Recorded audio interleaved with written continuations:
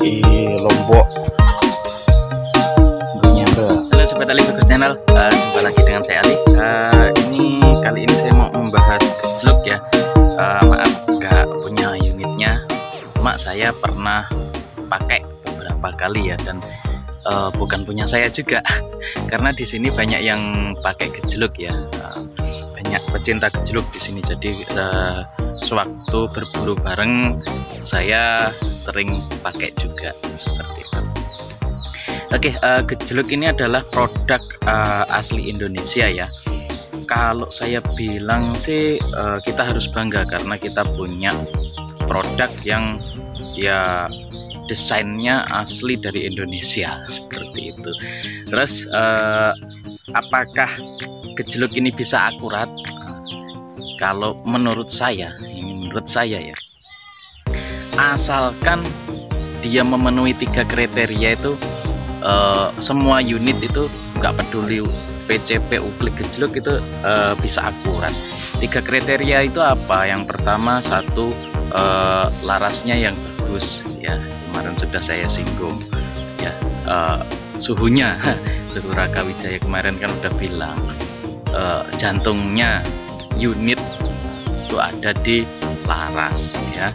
Kalau larasnya udah bagus, tinggal cari settingannya. Maksudnya settingannya itu ya pengerjaannya seperti itu. Terus komposisi anginnya keluarnya seperti apa, seperti itu ya. Nah, itu yang pertama ya, laras ya. Langsung next aja, nggak lama-lama lah. Yang kedua adalah kestabilan output angin. Nah, di sini memang gejluk ini agak susah ya, agak susah karena dia sebenarnya mirip dengan PCP, cuma dibawain langsung dengan pompanya. Maka dari itu biasanya gejluk ini OD-nya, OD untuk tabungnya itu kecil, jarang yang besar, karena nanti dibarengin dengan pompanya kan perlu tempat dan memakan ya tempat lah, dan itu membuat lebih berat seperti itu ya. Ya gimana lagi, karena memang maunya praktis seperti itu. Jadi yang kedua, kestabilan angin.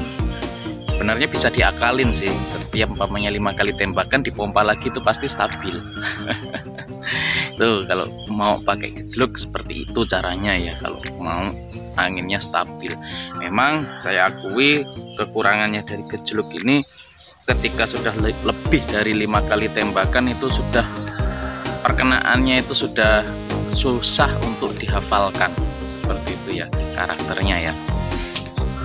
Oke, yang ketiga, syarat yang ketiga untuk unit apapun ya, termasuk gejluk ini.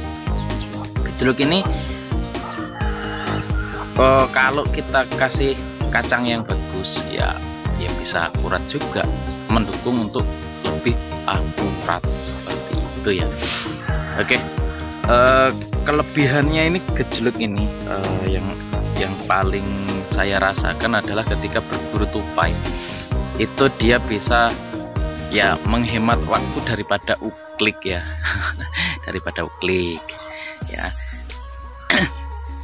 Dan uklik yang single shot ya, maksud saya ya. Sekarang uklik ada juga yang pakai magazine ya. Ya itu mungkin bisa 11-12 lah, tergantung skillnya. Seperti itu ya. Bisa ringkas lah makainya, tinggal jeder kayak PCP ya, seperti itu. Dan keunggulan yang lain adalah nggak takut kehabisan angin, karena ketika anginnya sudah mulai berkurang bisa langsung dipompa. Kalau PCP kan repot ya, pompanya gede. Seperti itu. Oke, itu kelebihan yang kedua. Kelebihan yang lainnya apa ya? Biasanya ya ringkas ya, unitnya nggak terlalu besar, cuma kadang walaupun tidak terlalu besar memang lumayan berat ya, karena memang dia pompanya dijadikan satu dengan tabungnya ya, itulah yang bikin berat itu, seperti itu. Untuk power juga lumayan Nah, power ini, kalau gejluk ini yang mempengaruhi adalah per hammer ya.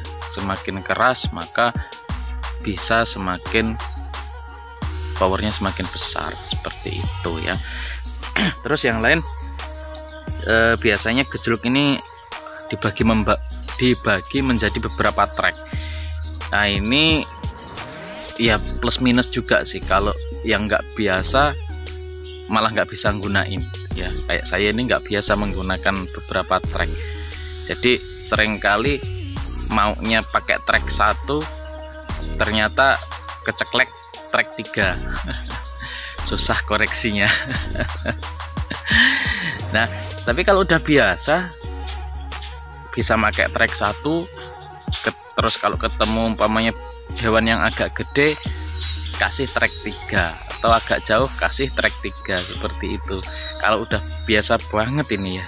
Tapi emang ya saya akui susah sih pakai gejluk ini, saya akui susah seperti itu ya. Mungkin saya belum biasa ya. Kalau ngomongin bahan atau keamanan, safety ya, asalkan teman-teman itu tidak berlebihan ya. Maksudnya kalau sekiranya udah penuh ya jangan diisi lagi, seperti itu kan. Biasanya udah keras tuh di gejluk itu, udah keras itu. Kalau udah penuh seperti itu ya udah nggak jangan dipaksakan lagi, karena memang rata-rata itu bahannya kuningan ya. Walaupun kuningan ini juga apa ya, masih punya resiko lah, masih punya resiko seperti itu ya. Karena dia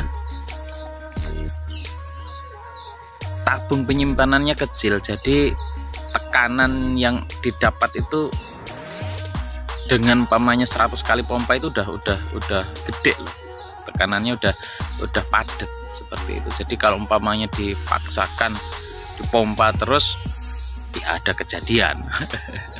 Ya mudah-mudahan enggak sih ya, seperti itu. Yaitu terus kalau seandainya itu double power, kan ada sekarang gejluk double power ya, ikuti saran dari pabriknya aja. Umpamanya aman di 1500 ya wes 1500, terima aja seperti itu ya.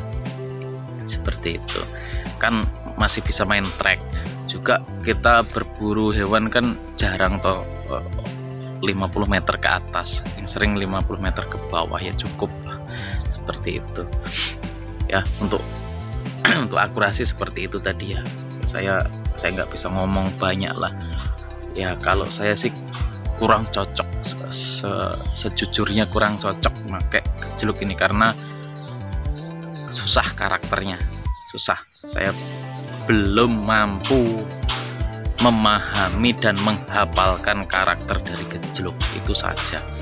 Oke. Jadi saya bukan terus master segala-galanya ya. Cuma menghobi ya, seperti itu.